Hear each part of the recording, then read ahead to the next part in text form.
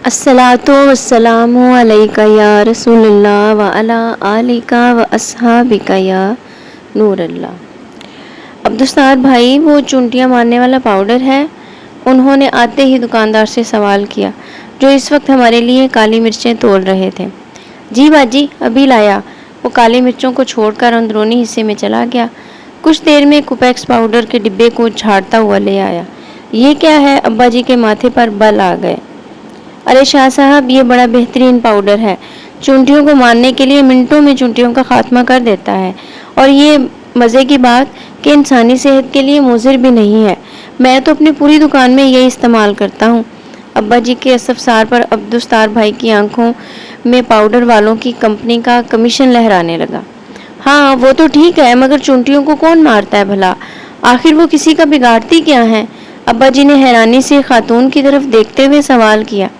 तो क्या करूं अंकल, मैं तो बहुत परेशान हो गई हूँ। इन चुंटियों से मेरा बच्चों वाला घर है। शौहर से कहा तो उन्होंने भी झाड़ पिला दी। कहने लगे अम्मी के ज़माने में तो कभी भी चुंटियों ने परेशान नहीं किया था, क्योंकि वो घर को बिल्कुल साफ सुथरा रखा करती थी। अब आप ही बताएं, आपको क्या लगता है मैं घर की सफाई नहीं करती हूँ? क्या मैं आपको ऐसी फोड़ दिखाई देती हूँ? खातून ने ना सिर्फ अपना दुखड़ा रोना शुरू कर दिया, बल्कि अब्बा जी के जिसे सवालात की भी बौछार कर दी। और अब्बा जी इन सवालों के लिए बिल्कुल तैयार न थे, एकदम से परेशान हो गए। नहीं बेटा, मैं तो बस ये कह रहा हूँ कि चूंटियों से निजात के लिए तुम एक मुट्ठी आटा डाल दिया करो। ये बेचारी नन्ही मखलूक सिर्फ रिस्क के लिए तो बाहर आती हैं, और बस। अब्बा जी के लहजे में ज़बाने भर की शफकत देखकर खातून ने गैर महसूस अंदाज में दुपट्टा सर पर सही तरीके से लेना शुरू किया। जी जी अंकल, मगर क्या इनसे चुंटियों से छुटकारा मिल जाएगा?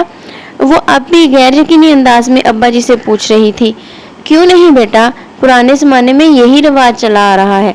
उधर घर में चुंटियाँ नजर आई, उधर बड़ी बूढ़ियों ने मुट्ठी भर आटा लिया और कोनों में डाल दिया। चुंटियों से भी निजात और सदके की नेकी मुफ्त में। अब्बा जी हंसने लगे तो खातून के चेहरे पर भी मुस्कुराहट आ गई। चले, मैं भी फिर आटा ही ट्राई करती हूँ। वो कुछ सोचते हुए कुपेक्स पाउडर वहीं काउंटर पर रख कर वापस चली गई। अब्दुस्तार भाई ने अब्बा जी को खुशमगी निगाहों से देखा और काली मिर्चों को तोड़ना शुरू कर दिया।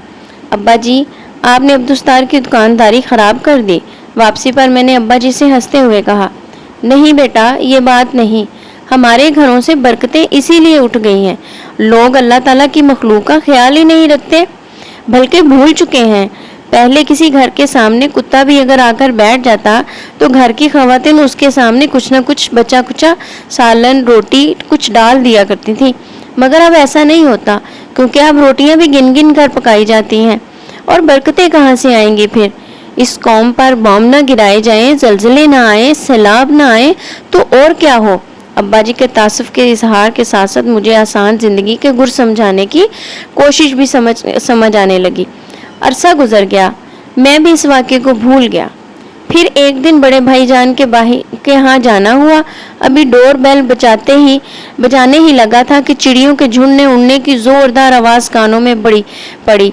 चूम कर ऊपर देखा तो पता चला कि मेन गेट के दोनों जानिब मिट्टी के कुंडे रखे हुए हैं, और उन कुंडों से चंद लम्हे कबल यकीनन वो चिड़ियाँ दाना चुग रही थीं। और अब मेरी आमद से यकीनन डर गई। उन्होंने उड़ान भरी, मगर अभी वो उड़कर दूर नहीं गई थी, बल्कि ऊपर ही मुंडेर पर इधर उधर फुदक कर मेरे जाने का इंतजार कर रही थी। भतीजी ने दरवाज़ा खोला तो मैं अंदर दाखिल हो गया। ये क्या, इतनी सारी चिड़ियाँ? मैंने सलाम के बाद खुशगवार हैरत से भाभी से पूछा, जो किचन में खड़ी खिड़की से खाना पकाते हुए मुझे देखकर मुस्कुरा रही थी। तुम्हारे भाईजान ने रखे हैं ये कुंडे लाकर चिड़ियों के दाने के लिए। वो मानीखेज अंदाज में बड़ी भतीजी को देखकर मुस्कुराई तो मुझे अचंभा सा महसूस हुआ। शाम को भाईजान आए, मुझसे रहा ना गया। भाईजान, ये चिड़ियों के लिए दाना रखने की कोई खास वजह है क्या? नहीं, बस ऐसे ही अच्छा होता है, सदका देते रहना चाहिए, भाईजान ने आहिस्ता से समझाया। ये बहुत ज़रूरी होता है, खुसूसन घर में बेटियां हों। और फिर बताने लगे कि किसी बुजुर्ग के पास एक शख्स ने आकर बताया कि वो गरीब आदमी है और परेशान है कि अपनी जवान बेटियों की शादी किस तरह कर पाएगा, क्योंकि गुर्बत की वजह से उसकी बेटियों से शादी करने के लिए कोई तैयार ही नहीं। बुजुर्ग ने मशवरा दिया कि रोज़ 200 भूखों को खाना खिलाया करो। تمہارا مسئلہ حل ہو جائے گا۔ غریب آدمی مارے احترام کے بزرگ سے تو کچھ نہ بول پایا، البتہ آستانے سے باہر آ کر زوروں کی تار رونے لگا۔ پاس سے گزرتے کسی دانا نے پوچھا روتے کیوں ہو؟ آدمی نے جواب دیا غربت نے پہلے ہی مار مار کر ادھموا کر دیا ہے، اور سرکار فرما رہے ہیں کہ روزانہ 200 بھوکوں کو کھانا کھلاؤ، تب بیٹیوں کی شادی ممکن ہوگی۔ دانا آدمی مسکرا کر بولے بھلے آدمی، بھوکا کیا صرف انسان ہوتا ہے؟ اللہ تعالیٰ کی مخلوق چھوٹی ہو یا بڑی، بھوک تو سب کو ستاتی ہے۔ اگر تم ایک مٹھی آٹا بھی چونٹیوں کو ڈال دو گے تو سمجھو تمہارا صدقہ ہو گیا۔ دانا آدمی تو یہ کہہ کر اپنی راہ چل دیا اور غریب آدمی اپنی ناقص عقل پر ہنستے ہوئے اپنے گھر کو چلا۔ کچھ عرصے بعد ہی صدقات کی برکات سے نہ صرف وہ اپنی بیٹیوں کے فرائض سے سبکدوش ہو گیا بلکہ گھر میں بھی خوشحالی آ گئی۔ بھائی جان جس وقت یہ واقعہ ہم کو سنا رہے تھے، مجھے ابا جان کی وہ مٹھی بھر آٹے والی بات دکان پر مٹھی بھر آٹے والی بات ضرور یاد آ رہی تھی۔ میں نے آنے والے دنوں میں دیکھا کہ بھائی جان نے اپنی چاروں بیٹیوں کی شادیاں ان کی صحیح عمر میں بالکل درست موقع پر کر دی۔ شاید اسی لیے جب میں نے اپنا گھر لیا تو سب سے پہلے اپنے دروازے کے پاس چڑیوں کے لیے دانہ رکھ دیا۔